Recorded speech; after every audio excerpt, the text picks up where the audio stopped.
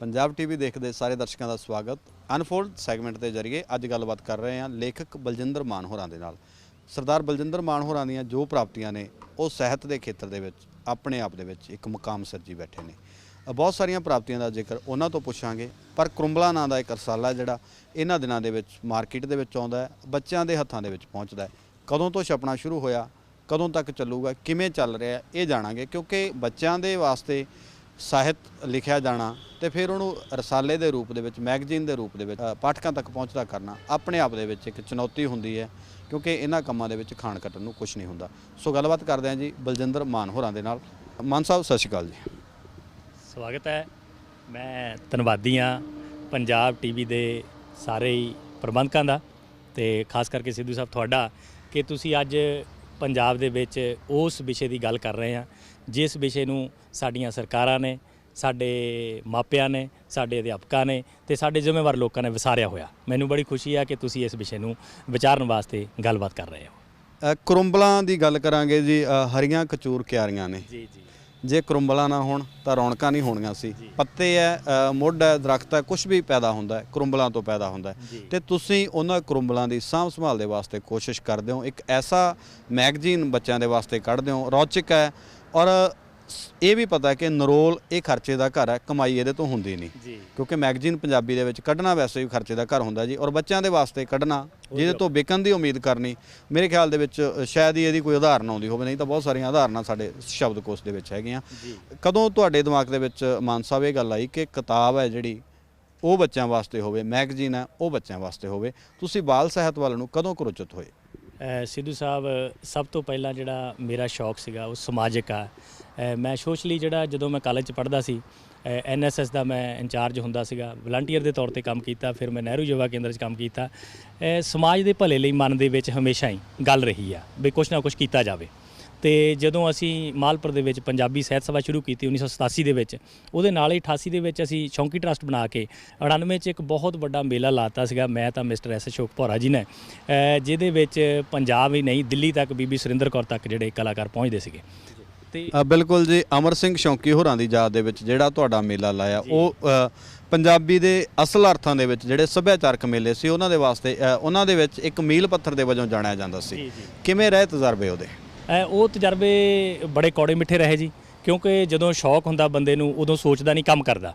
ਤੇ ਅਸੀਂ ਦਿਨ ਰਾਤ ਉਸ ਮੇਲੇ ਲਈ ਮਿਹਨਤ ਕੀਤੀ ਔਰ ਮੇਲੇ ਨੂੰ ਸਿਖਰਾਂ ਤੇ ਪਹੁੰਚਾਇਆ। ਔਰ ਪ੍ਰੋਫੈਸਰ ਮੋਹਨ ਸਿੰਘ ਮੇਲੇ ਬਾਰੇ ਜੱਸੋਵਾਲ ਹੁਣੀ ਖੁਦ ਕਿਹਾ ਸੀ ਸਾਡੀ ਸਟੇਜ ਤੇ ਕਿ ਵੀ ਤੁਸੀਂ ਉਸ ਮੇਲੇ ਤੋਂ ਅੱਗੇ ਨਿਕਲ ਗਏ ਆ। ਇਹ ਸਾਡੀ ਉਸ ਵੇਲੇ ਦੀ ਪ੍ਰਾਪਤੀ ਸੀ। ਲੇਕਿਨ ਉਹਦੇ ਵਿੱਚ ਜਿਹੜਾ ਕੁਝ ਅੰਦਰੂਨੀ ਸੰਕਟ ਕਰਕੇ ਮੁਫਤ ਦੀ ਭਲ ਕਿਸੇ ਨੂੰ ਨਹੀਂ ਪਚਦੀ, ਤੇ ਇਸ ਕਰਕੇ ਉਹ ਮੇਲਾ ਅਸੀਂ ਲਗਭਗ 10 ਸਾਲ ਲਾਇਆ। बिल्कुल जी, एक तारा बजदा वे अमर सिंह नूर मजलदी मूरी। सो अमर सिंह शौंकी भज्जलां दा शौंकी, मालपुर दा शौंकी हो निबड़िया और दुनिया दे विच उस मेले दी चर्चा होंदी रही। वो भी एक वखरा रंग है, क्योंकि ਸਾਹਿਤ ਦੇ ਨਾਲ जुड़ियां हुई गल्लां ने। कविशरी अपने आप दे विच एक वखरा रंग सी जिहड़ा शौंकी साहब ने कीता, और बहुत सारियां कहानियां उन्हां दे नाल जुड़ियां। किसी दिन ਉਹਦੇ ਉੱਤੇ भी ਆਪਾਂ ਗੱਲਬਾਤ ਕਰਾਂਗੇ, क्योंकि वो भी एक ਵੱਡਾ विषय है जी, ਛੋਹਣ ਵਾਲਾ विषय है। ਬੱਚਿਆਂ ਦੇ ਬਾਰੇ ਸਾਹਿਤ ਲਿਖਣਾ ਇਹ ਕਿੱਥੋਂ ਆਇਆ? क्योंकि ਬਚਪਨ ਹਰੇਕ ਦੇ ਉੱਤੇ ਆਉਂਦਾ, ਹੋ ਸਕਦਾ ਜਵਾਨੀ ਬੁਢਾਪਾ ਬਹੁਤਿਆਂ ਨੂੰ ਨਸੀਬ ਨਾ ਹੁੰਦਾ ਹੋਵੇ, ਬਚਪਨ ਤੋਂ ਕੋਈ ਮਨੁੱਖ ਮੁਨਕਰ ਨਹੀਂ ਹੋ ਸਕਦਾ। और इनू संभालण ਦੀਆਂ ਕੋਸ਼ਿਸ਼ਾਂ ਜਿਹੜੀਆਂ ਇਹ ਵੀ ਬਹੁਤੀਆਂ ਨਹੀਂ ਹੋ ਰਹੀਆਂ। ਹਾਲਾਂਕਿ ਅਸੀਂ ਆਪੋ ਆਪਣੇ ਤੌਰ ਦੇ ਉੱਤੇ ਆਪਣੇ ਬੱਚਿਆਂ ਵਾਸਤੇ ਕਰਦੇ ਹਾਂ। ਕੀ ਸੋਚ ਵਿਚਾਰ ਸੀ, ਕਿਉਂਕਿ ਤੁਸੀਂ ਬਤੌਰ ਅਧਿਆਪਕ ਹੈਡਮਾਸਟਰ ਇੱਕ ਸਕੂਲ ਨੂੰ ਦੇ ਪ੍ਰਬੰਧ ਨੂੰ ਦੇਖ ਰਹੇ ਹੋ, ਤੁਹਾਡੀਆਂ ਜ਼ਿੰਮੇਵਾਰੀਆਂ ਹੋਰ ਵੀ ਹੈ। ਤੁਹਾਡਾ ਇੱਕ ਬੱਚਾ ਨਹੀਂ, ਹਜ਼ਾਰਾਂ ਬੱਚੇ ਹੋਣਗੇ ਜਿਹੜੇ ਤੁਸੀਂ ਹੋਣਗੇ, ਹੈ ਨਾ?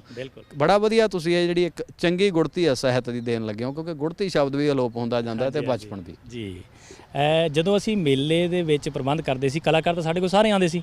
ਉਹਨਾਂ ਵਿੱਚ ਕਮਲ ਜੀ ਨੀਲੋਂ ਦਾ ਵਿਸ਼ੇਸ਼ ਪ੍ਰੋਗਰਾਮ ਹੁੰਦਾ ਸੀ, ਜਿਹਨੇ ਦੁਨੀਆ ਦੇ ਵਿੱਚ ਆਪਣੇ ਨਾਂ ਨੂੰ ਸੌਂਜਾ ਬੱਬੂਆ ਮਾਣੋ ਵਿਲੇ ਆਈ ਨਾਲ ਮਸ਼ਹੂਰ ਕੀਤਾ। ਅਤੇ ਉਸ ਕਲਾਕਾਰ ਤੋਂ ਮੈਨੂੰ ਬਹੁਤ ਪ੍ਰਭਾਵ ਮਿਲਿਆ। ਅਤੇ ਜਦੋਂ ਮੇਲੇ ਦੇ ਵਿੱਚ ਗੱਲ ਹੁੰਦੀ ਸੀ ਤਾਂ ਅਸੀਂ ਕਈ ਵਾਰੀ ਉਹਨਾਂ ਨੂੰ ਅੱਧਾ ਦਿਨ ਦਿੰਦੇ ਸੀ, ਕਈ ਵਾਰੀ ਥੋੜ੍ਹਾ ਟਾਈਮ ਦਿੰਦੇ ਸੀਗੇ। ਅਤੇ ਮੇਰੇ ਮਨ 'ਚ ਮਹਿਸੂਸ ਹੁੰਦਾ ਸੀ ਵੀ ਬੱਚਿਆਂ ਲਈ ਜ਼ਿਆਦਾ ਕੰਮ ਕਰਨ ਦੀ ਲੋੜ ਆ।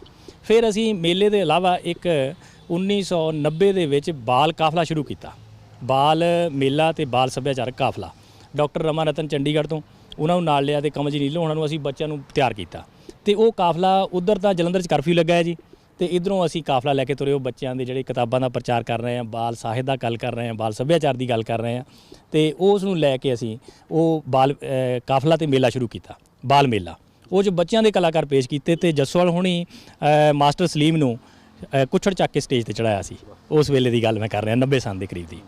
ਤੇ ਉਸ ਮੇਲੇ ਤੋਂ ਫਿਰ ਪ੍ਰਭਾਵ ਇਹੀ ਕਬੂਲਿਆ ਵੀ ਜੇ ਕੰਮ ਕਰਨ ਦੀ ਲੋੜ ਆ ਤੇ ਬੱਚਿਆਂ ਲਈ ਲੋੜ ਆ। ਸੋ ਬੱਚੇ ਜਿਹੜੇ ਅਣਗੌਲਿਆ ਪਹਿਲੂ ਸੀ, ਕਿਉਂਕਿ ਉਹ ਵੋਟਾਂ ਨਹੀਂ ਗੀਆਂ, ਸਾਡੀਆਂ ਸਰਕਾਰਾਂ ਦੀ ਨਜ਼ਰ ਇਸ ਕਰਕੇ ਨਹੀਂ ਜਾਂਦੀ ਆ, ਸਾਡੀ ਸਰਕਾਰਾਂ ਦੀ ਨਜ਼ਰ ਵੋਟਾਂ 'ਤੇ ਜ਼ਿਆਦਾ ਰਹਿੰਦੀ ਆ ਵੀ ਇੱਥੋਂ ਵੋਟਾਂ ਆਉਣੀਆਂ, ਉੱਥੇ ਅਸੀਂ ਜ਼ਿਆਦਾ ਕੰਮ ਕਰਦੇ ਹਾਂ। ਸੋ ਬੱਚੇ ਸਾਡੇ ਵੋਟਰ ਨਹੀਂ ਹੈਗੇ, ਇਸ ਕਰਕੇ ਅਸੀਂ ਅਣਗੌਲੇ ਛੱਡੇ ਸੀ। ਤੇ ਮੈਂ ਜਿਹੜਾ ਮਨ 'ਚ ਖਿਆਲ ਆਇਆ ਵੀ ਜੇ ਕੰਮ ਕਰਨਾ ਤਾਂ ਇਸ ਵਿਸ਼ੇ 'ਤੇ ਕੰਮ ਕਰੀਏ। ਤੇ 1995 ਦੇ ਵਿੱਚ ਕਮਲਜੀਤ ਨੀਲੋਂ ਉਹਨਾਂ ਦੀ ਪ੍ਰੇਰਨਾ, ਡਾਕਟਰ ਰਮਨ ਰਤਨ ਉਹਨਾਂ ਦੀ ਪ੍ਰੇਰਨਾ, ਇਹਨਾਂ ਲੋਕਾਂ ਦੀ ਪ੍ਰੇਰਨਾ ਤੋਂ ਮੇਰੇ ਮਨ 'ਚ ਫੁਰਨਾ ਪਿਆ ਵੀ ਬਾਲ ਸਾਹਿਤ ਲਈ ਕੁਛ ਨਹੀਂ ਹੋ ਰਿਹਾ, ਬਾਲ ਸਾਹਿਤ ਦਾ ਜਿਹੜਾ ਪ੍ਰਚਾਰ ਤੇ ਪ੍ਰਸਾਰ ਨਹੀਂ ਹੋ ਰਿਹਾ, ਕਿਉਂਕਿ ਜੇ ਸਾਡਾ ਮੁੱਢ ਜਿਹੜਾ ਆ ਉਹ ਸਹੀ ਨਹੀਂ ਤੇ ਅਸੀਂ ਨੌਜਵਾਨਾਂ ਨੂੰ ਕਹਿੰਦੇ ਜੀ ਮੁੱਖ ਧਾਰਾ 'ਚ ਆਓ, ਸਿੱਧੇ ਰਾਹੇ ਪਾਓ, ਨਸ਼ੇ ਨਾ ਕਰੋ, ਇਹ ਨਾ ਕਰੋ। ਅਗਰ ਅਸੀਂ ਬੱਚਿਆਂ ਨੂੰ ਇਹੋ ਜਿਹੀ ਸਿੱਖਿਆ ਦੇ ਦਈਏ, ਇਹੋ ਜਿਹਾ ਵਿਚਾਰ ਦੇ ਦਈਏ, ਇਹੋ ਜਿਹਾ ਸੋਚ ਦੇ ਦਈਏ ਜਿਹੜੀ ਉਹ ਨਰੋਈ ਸੋਚ ਹੋਵੇ, ਤੇ ਅਸਲ ਮਕਸਦ ਇਸ ਮੈਗਜ਼ੀਨ ਦਾ ਇਹੀ ਹੈ ਕਿ ਬੱਚਿਆਂ ਅੰਦਰ ਨਰੋਈ ਸੋਚ ਭਰਨਾ ਤੇ ਆਦਰਸ਼ ਨਾਗਰਿਕ ਬਣਾਉਣਾ, ਤਾਂ ਕਿ ਜਿਹੜੀਆਂ ਸਮਾਜਿਕ ਕੁਰੀਤੀਆਂ ਆ ਉਹ ਘੱਟ ਤੋਂ ਘੱਟ ਹੁੰਦੀਆਂ ਜਾਣ। ਇਹ ਮਕਸਦ ਸੀਗਾ 1995 ਵਿੱਚ ਜਦੋਂ ਇਹੋ ਮੈਗਜ਼ੀਨ ਆਪਾਂ ਸ਼ੁਰੂ ਕੀਤਾ। ਮੇਰੇ ਖਿਆਲ ਦੇ ਵਿੱਚ 20 ਸਾਲ ਸੁਖਨਾ ਹੋ ਗਏ ਨੇ। ਗੱਭਰੂ ਹੋ ਜਾਣਾ ਚਾਹੀਦਾ ਸੀਗਾ ਜੇ ਮੁੰਡਾ ਹੁੰਦਾ ਹੁਣ ਤੱਕ। ਕਰੁੰਬਲਾਂ ਨੇ ਜੀ ਇਹ ਨਵੀਆਂ ਪੁੰਗਰਦੀਆਂ ਰਹਿਣਗੀਆਂ, ਔਰ ਕਿਹੋ ਜਿਹਾ ਰਿਸਪੌਂਸ ਇਸ ਚੀਜ਼ ਨੂੰ ਮਿਲ ਰਿਹਾ?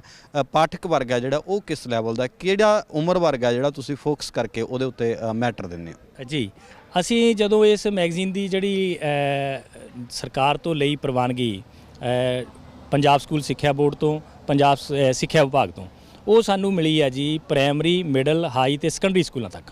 ਅਸੀਂ ਇਸ ਮੈਗਜ਼ੀਨ ਦੇ ਵਿੱਚ ਪ੍ਰਾਇਮਰੀ ਦੇ ਬੱਚੇ ਦਾ ਵੀ ਖਿਆਲ ਰੱਖਦੇ ਹਾਂ, ਮਿਡਲ ਦਾ ਵੀ ਤੇ ਸੈਕੰਡਰੀ ਦਾ ਵੀ, ਤਾਂ ਕਿ ਉਹਦੀ ਸਾਈਕੋ ਦੇ ਮੁਤਾਬਕ ਹਰ ਬੱਚੇ ਨੂੰ ਉਹਦੇ ਵਿੱਚੋਂ ਕੁਛ ਨਾ ਕੁਛ ਮਿਲੇ, ਉਹਨੂੰ ਗਿਆਨ ਮਿਲੇ, ਉਹਨੂੰ ਮਨੋਰੰਜਨ ਮਿਲੇ, ਉਹਨੂੰ ਇਤਿਹਾਸ ਬਾਰੇ ਜਾਣਕਾਰੀ ਮਿਲੇ। ਹਰ ਪਹਿਲੂ ਦਾ ਉਸ ਬੱਚੇ ਵਾਸਤੇ ਕੁਛ ਨਾ ਕੁਛ ਪਾਇਆ ਜਾਂਦਾ। ਹੁਣ ਤੁਹਾਡਾ ਸਵਾਲ ਹੈਗਾ ਹੁੰਗਾਰੇ ਦਾ। ਦੇਖੋ, ਬੱਚੇ ਨੂੰ ਕੁਛ ਨਹੀਂ ਪਤਾ ਕਿ ਮੈਂ ਕੀ ਪੜ੍ਹਨਾ, ਕੀ ਕਰਨਾ। ਉਹਦੇ ਲਈ ਦੋ ਬੰਦੇ ਮੁੱਖ ਤੌਰ 'ਤੇ ਜ਼ਿੰਮੇਵਾਰ ਨੇ। ਪਹਿਲੇ ਅਸੀਂ ਕਹਿੰਦੇ ਵੀ ਸਭ ਤੋਂ ਵੱਡੀ ਗੁਰੂ ਮਾਂ ਆ। ਮਾਂ ਦੇ ਨਾਲ ਮੈਂ ਪੇਰੈਂਟਸ ਨੂੰ ਲੈਣਾ, ਪੂਰੇ ਮਾਪੇ ਲੈਣਾ, ਉਹ ਤੋਂ ਬਾਅਦ ਅਧਿਆਪਕ। ਤੇ ਅੱਜ ਦੀ ਡੇਟ ਦੇ ਵਿੱਚ ਜੇ ਅਸੀਂ ਦੇਖੀਏ ਤਾਂ ਸਾਡੇ ਮਾਪੇ ਤੇ ਅਧਿਆਪਕ ਇਸ ਗੱਲੋਂ ਕੋਰੇ ਨੇ, ਬਹੁਤ ਥੋੜ੍ਹੇ ਨੇ, ਗਿਣੇ ਚੁਣੇ ਨੇ ਜੋ ਇਸ ਗੱਲ ਬਾਰੇ ਅਵੇਅਰ ਨੇ ਕਿ ਬੱਚੇ ਨੂੰ ਬਾਲ ਸਾਹਿਤ ਨਾਲ ਜੋੜਨਾ ਆ, ਬੱਚੇ ਨੂੰ ਬਾਲ ਪੁਸਤਕਾਂ ਦੇਣੀਆਂ ਆ, ਔਰ ਬੱਚੇ ਨੂੰ ਹੋਰ ਗੱਲ ਜਿਹੜੀ ਅਗਲੀ ਤੁਰਦੀ ਆ, ਆਜੂ ਗੁਟ ਅਨੁਸਾਰ ਪੁਸਤਕਾਂ ਜਿਨ੍ਹਾਂ 'ਤੇ ਕੰਮ ਕਰਨ ਦੀ ਲੋੜ ਆ, ਜਾਂ ਜਿਹੜੀਆਂ ਬੱਚੇ ਨੂੰ ਸਾਨੂੰ ਦੇਣੀਆਂ ਚਾਹੀਦੀਆਂ। ਇੱਕ ਨਿੱਕਾ ਜਿਹਾ ਬੱਚਾ ਹਜੇ ਪੜ੍ਹਨਾ ਨਹੀਂ ਜਾਣਦਾ, ਉਹਨੂੰ ਅਸੀਂ ਚਿੱਤਰਾਂ ਦੀ ਕਿਤਾਬ ਦੇਣੀ ਆ। ਉਹ ਜਿਹੜੇ ਚਿੱਤਰ ਦੇਖੂਗਾ ਉਹ ਕਹੂਗਾ ਮੰਮਾ ਇਹ ਕੀ ਆ, ਉੱਥੇ ਕਹਾਣੀ ਹੋਏਗੀ, ਉਹ ਤੁਸੀਂ ਉਹਨੂੰ ਕਹਾਣੀ ਸੁਣਾਓਗੇ। ਜਦੋਂ ਉਹ ਕਹਾਣੀ ਪੜ੍ਹ ਲਏਗਾ ਉਹ ਅਗਲੀ ਗੱਲ ਕਰੇਗਾ, ਤੇ ਉਹਦੇ ਅੰਦਰ ਉਹ ਜਿਹੜੀਆਂ ਤੁਸੀਂ ਅਚੇਤ ਮਨ 'ਚ ਕਹਾਣੀਆਂ ਪਾ ਰਹੇ ਹਜੇ ਉਹ ਪੜ੍ਹਨ ਨਹੀਂ ਲੱਗਾ, ਉਹ ਅੱਗੇ ਅੱਗੇ ਉਹਦੀ ਰੁਚੀ ਪੈਦਾ ਹੋ ਜਾਏਗੀ, ਤੇ ਉਹ ਅੱਗੇ ਕਿਤਾਬਾਂ ਜਿਹੜੇ ਉਹਨੂੰ ਸ਼ਬਦ ਗਿਆਨ ਹੋ ਗਿਆ ਉਹ ਪੜ੍ਹਨਾ ਸ਼ੁਰੂ ਕਰ ਦੇਗਾ। ਇੱਕ ਚੀਜ਼ ਹੋਰ ਮੇਰੇ ਖਿਆਲ ਦੇ ਵਿੱਚ ਆਉਂਦੀ ਆ ਜੀ, ਤੁਹਾਡੇ ਤਜਰਬੇ ਜ਼ਿਆਦਾ ਨੇ ਕਿਉਂਕਿ ਤੁਸੀਂ ਤਾਂ ਕਿਤਾਬਾਂ ਲਿਖੀਆਂ ਬਹੁਤ ਨੇ, ਉਹ ਵੀ ਮੈਂ ਅੱਗੇ ਜਾ ਕੇ ਪੁੱਛੂੰਗਾ ਜੀ। ਜਿਸ ਤਰੀਕੇ ਦੇ ਨਾਲ ਕਿਤਾਬਾਂ ਆ ਰਹੀਆਂ, ਸਿਲੇਬਸ ਬੱਚਿਆਂ ਦਾ ਆਉਂਦਾ, ਉਹਦੇ ਵਾਸਤੇ ਅਟਰੈਕਸ਼ਨ ਦੀ ਬੜੀ ਜ਼ਰੂਰਤ ਅੱਜ ਕੱਲ੍ਹ ਪੈ ਰਹੀ ਆ। ਸਾਡੇ ਵੇਲੇ ਘੱਗਾ ਰਾਰਾ ਹੀ ਘਰ ਹੁੰਦਾ ਸੀਗਾ, ਹੈ ਨਾ, ਜਾਂ ਊਠ ਦੀ ਫੋਟੋ ਹੁੰਦੀ ਸੀ, ਇੱਕ ਬੱਬਾ ਬੋਤਾ ਵੀ ਕਹਿ ਦਿੰਦੇ ਸੀ, ਉਹ ਚੀਜ਼ਾਂ ਸੀਗੀਆਂ। ਛੋਟੀ ਜੀ ਬਰਨ ਵਾਲਾ ਸੀ, ਛੋਟਾ ਜਿਹਾ ਕਾਇਦਾ ਸੀ। ਅੱਜ ਕੱਲ੍ਹ ਬੜਾ ਅਟਰੈਕਸ਼ਨ ਕਿਤਾਬਾਂ ਦੇ ਵਿੱਚ ਬਣਾਇਆ ਜਾਣ ਲੱਗਿਆ, ਗਲੋਸੀ ਪੇਜਾਂ ਦੇ ਉੱਤੇ ਪ੍ਰਿੰਟਿੰਗ ਹੁੰਦੀ ਹੈ। ਜਿਹੜਾ ਮੈਗਜ਼ੀਨ ਹੈ ਕਰੁੰਬਲਾਂ, ਇਹ ਕਿਹੋ ਜਿਹੇ ਪੇਪਰ ਦੇ ਉੱਤੇ ਕੱਢਦੇ ਹੋ, ਔਰ ਕਿੰਨੇ ਇਹਦੇ ਉੱਤੇ ਖਰਚੇ ਹੁੰਦੇ ਆ, ਕਿਉਂਕਿ ਗਾਂਹ ਵੀ ਭੇਜਣਾ ਹੈ ਤੇ ਫਿਰ ਬੱਚੇ ਵੀ ਇਹਨੂੰ ਵਾਏ ਕਰਦੇ ਜਾਂ ਸਕੂਲਾਂ ਤੱਕ ਹੀ ਜਾਂਦਾ? ਹਾਂ, ਇਹ ਸਵਾਲ ਬੜਾ ਅਹਿਮ ਆ ਕਿ ਜਿਹੜਾ ਮੈਗਜ਼ੀਨ ਆ ਪਹਿਲਾਂ ਤਿਆਰ ਕਿਵੇਂ ਹੁੰਦਾ।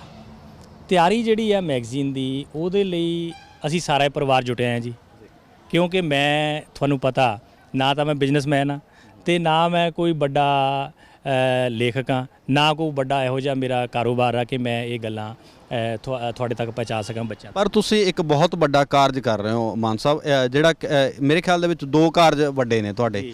ਇੱਕ ਤੁਸੀਂ ਉਸ ਸਕੂਲ ਨੂੰ ਸੰਭਾਲ ਰਹੇ ਹੋ ਜਿੱਥੋਂ ਪਨੀਰੀ ਪੈਦਾ ਹੁੰਦੀ ਹੈ, ਸਾਹਿਤਕਾਰਾਂ ਦੀ ਔਰ ਵੋਟਰਾਂ ਦੀ ਵੀ ਹੋਊਗੀ, ਬਹੁਤ ਸਾਰਾ ਕੁਝ ਉਹਦੇ 'ਚ। ਦੂਸਰਾ ਇਹ ਹੈ ਕਿ ਬੱਚਿਆਂ ਨੂੰ ਜਿਸ ਤਰੀਕੇ ਦਾ ਤੁਸੀਂ ਟਰੀਟਮੈਂਟ ਦੇ ਰਹੇ ਹੋ, ਅਸੀਂ ਪੱਛਮੀ ਦੌਰ ਦੀ ਗੱਲ ਕਰਦੇ ਹਾਂ, ਹੋਰ ਬਹੁਤ ਸਾਰੇ ਦੋਸ਼ ਅਸੀਂ ਲੋਕਾਂ ਦੇ ਉੱਤੇ ਲਾ ਦਿੰਦੇ ਹਾਂ, ਪਰ ਸਾਡੀ ਜ਼ਿੰਮੇਵਾਰੀ ਹੈ ਜਿਹੜੀ ਉਹ ਤੁਸੀਂ ਨਿਭਾ ਰਹੇ ਹੋ।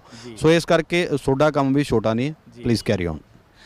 ਇਹ ਕੰਮ ਲਈ ਜਿਹੜਾ ਹੁਣ ਅਸੀਂ ਲੋਕਾਂ ਦੀ ਗੱਲ ਕਰਦੇ ਹਾਂ, ਤੁਹਾਨੂੰ ਇੱਕ ਮੈਂ ਐਗਜ਼ਾਮਪਲ ਦੇਣੀ ਚਾਹਾਂਗਾ। DGSE ਕ੍ਰਿਸ਼ਨ ਕੁਮਾਰ ਜੀ ਸਾਡੇ ਬਣੇ ਸਿੱਖਿਆ ਵਿਭਾਗ ਦੇ, ਉਹਨਾਂ ਨੇ ਮੈਗਜ਼ੀਨ ਨੂੰ ਖੁਦ ਪੜ੍ਹ ਕੇ ਖੁਦ ਮੈਨੂੰ फ़ोन किया, भाई मान साहब हम इसको अपने स्कूलों में लगाना चाहते हैं, आप ऐसे ऐसे करें, इनको कलर कर दो तो हम ऐसे करेंगे। और उस जमाने ये मैगजीन की जी पब्लीकेशन सी 25,000 कापी सी, ਇੱਕ ਮੈਗਜ਼ੀਨ ਦੀ ਕਾਪੀ 25000 ਛਪਣਾ ਬੈਨਰ ਰਖਾਉਂਦੀ ਆ ਤੇ ਹਰ ਸਕੂਲ 'ਚੋਂ ਨਹੀਂ ਭੇਜਿਆ। ਲੇਕਿਨ ਅੱਜ ਜਿਹੜਾ ਸਾਡੇ ਯਤਨਾਂ ਨਾਲ ਹੀ ਜਾ ਰਿਹਾ, ਕਿਉਂਕਿ ਉਹਨਾਂ ਦੇ ਜਾਣ ਨਾਲ ਹੀ ਇਹ ਗੱਲ ਬੰਦ ਹੋ ਗਈ ਤੇ ਉਹਦੇ ਸਾਡੇ ਪਾਠਕ ਬੱਚੇ ਵੀ ਨੇ, ਤੁਹਾਡੀ ਉਮਰ ਦੇ ਵੀ ਨੇ, ਵੱਡੇ ਵੀ ਨੇ, ਬਜ਼ੁਰਗ ਵੀ ਨੇ, ਕਿਉਂਕਿ ਅਸੀਂ ਜਿਹੜੇ ਉਹਦੇ ਵਿੱਚ ਰੰਗ ਭਰ ਰਹੇ ਹਾਂ। ਮੈਨੂੰ ਹਰ ਲੇਖਕ ਦਾ ਸਹਿਯੋਗ ਮਿਲ ਰਿਹਾ, ਡਾਕਟਰ ਨਰਿੰਦਰ ਸਿੰਘ ਕਪੂਰ, ਡਾਕਟਰ ਦਰਸ਼ਨ ਸਿੰਘ ਆਸਟ, ਮਨਮੋਹਨ ਸਿੰਘ ਦਾਊ, ਕਮਲਜੀਤ ਨੀਲੋਂ, ਇਹੋ ਜਿਹੇ ਪੱਧਰ ਦੇ ਜਿਹੜੇ ਗਾਇਕ ਨੇ। ਫਿਰ ਅਸੀਂ ਜਿਹੜੇ ਬੱਚੇ ਲਿਖਦੇ ਨੇ ਨਿੱਕੇ ਨਿੱਕੇ ਬੱਚੇ, ਉਹਨਾਂ ਨੂੰ ਵੀ ਅਸੀਂ ਮੌਕਾ ਦਿੰਦੇ ਹਾਂ, ਉਹਨਾਂ ਨੂੰ ਵੀ ਉਹ ਪਨੀਰੀ ਅਸੀਂ ਤਿਆਰ ਕਰ ਰਹੇ ਹਾਂ। ਉਹਨਾਂ ਵਿੱਚੋਂ ਰਾਈਟਰ ਪੈਦਾ ਹੋ ਰਹੇ ਨੇ, ਕਵੀ ਪੈਦਾ ਹੋ ਰਹੇ ਨੇ, ਕਹਾਣੀਕਾਰ ਪੈਦਾ ਹੋ ਰਹੇ ਨੇ ਤੇ ਉਹ ਵੀ ਅਸੀਂ ਯਤਨ ਨਾਲ ਕਰ ਰਹੇ ਹਾਂ। ਦੋਸਤੋ ਗੱਲਬਾਤ ਚੱਲ ਰਹੀ ਹੈ ਬਲਜਿੰਦਰ ਮਾਨ ਹੋਰਾਂ ਦੇ ਨਾਲ। ਕੁਰੰਬਲਾ ਨਾਂ ਦਾ ਇੱਕ ਮੈਗਜ਼ੀਨ ਇਹ ਕੱਢਦੇ ਆ, ਬੱਚਿਆਂ ਦੇ ਵਾਸਤੇ ਆ, ਨਰੋਲ ਬਾਲ ਸਾਹਿਤ ਆ ਉਹਦੇ ਵਿੱਚ। ਇਹੋ ਜਿਹਾ ਹੰਭਲਾ ਪੰਜਾਬ ਦੇ ਵਿੱਚ ਨਾ ਤਾਂ ਕਦੇ ਪਹਿਲਾਂ ਵੱਜਿਆ ਸੀ ਤੇ ਨਾ ਹੀ ਕੋਈ ਅੱਗੇ ਸ਼ਾਇਦ ਜੁਰਤ ਕਰੇ, ਕਿਉਂਕਿ ਅਸੀਂ ਉਹ ਆ ਕਿ ਬਾਣੀਆਂ ਰਹਾ ਹੋਗਾ ਵਰਨਾ ਸੋਚਦਾ ਹੈ ਇਸ਼ਕ ਮੇਂ ਨਫਾ ਔਰ ਨੁਕਸਾਨ ਕੌਣ। ਅਸੀਂ ਸਿਰਫ ਨਫਾ ਸੋਚ ਕੇ ਅੱਗੇ ਤੁਰਨ ਵਾਲੇ ਲੋਕਾਂ ਦੀ ਗਿਣਤੀ ਦੇ ਵਿੱਚ ਸ਼ੁਮਾਰ ਹੋਣ ਜਾ ਰਹੇ ਹਾਂ। ਪਰ ਫਿਰ ਵੀ ਇਹੋ ਜਿਹੀਆਂ ਕੁਝ ਸ਼ਖਸੀਅਤਾਂ, ਕੁਝ ਇਹੋ ਜਿਹੇ ਲੋਕ ਨੇ ਜਿਹੜੇ ਆਪਣਾ ਫਰਜ਼ ਹੈ ਸਮਾਜ ਦੇ ਪ੍ਰਤੀ ਉਹਨੂੰ ਪਛਾਣਦੇ ਹੋਏ ਸਾਡੇ ਬੱਚਿਆਂ ਨੂੰ ਸਹੀ ਰਾਹ ਦੇ ਉੱਤੇ ਪਾਉਣ ਵਾਸਤੇ ਸਾਹਿਤਕ ਗੱਲ, ਸਾਰਥਿਕ ਗੱਲ ਹੈ ਜਿਹੜੀ ਉਹ ਕਰਦੇ ਨੇ। ਅਗਲੀ ਗੱਲਬਾਤ ਇਹਨਾਂ ਦੇ ਨਾਲ ਜਾਰੀ ਰਹੂਗੀ, ਪਰ ਸਮਾਂ ਇੱਕ ਬ੍ਰੇਕ ਦਾ ਜੀ। ਮਿਲਦੇ ਹਾਂ ਕੁਝ ਹੀ ਪਲਾਂ ਬਾਅਦ।